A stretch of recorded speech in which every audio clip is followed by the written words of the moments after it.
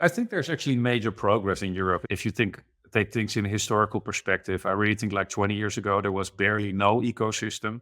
At the time, you had a few companies that were kind of doing some stuff, but maybe in Europe, at least the Nordics, I think with Skype and a few like, that was way more material. So Holland or Amsterdam was certainly not on the map. I see very healthy progress, how that has been developed in the last 10 years. So the ecosystem, so maybe it's by coincidence that we have companies now like Adyen, Backbase, Booking.com, but they kind of all came from that era and they got critical mass, which is great.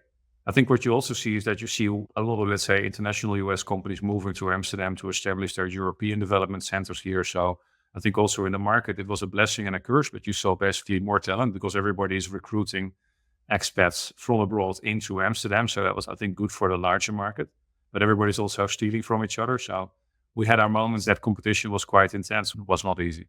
But overall, I think Amsterdam and I think Europe it has matured. Of course, it's not at the level of the US or Silicon Valley, but I think I'm very pleased and grateful for the progress we've been able to make.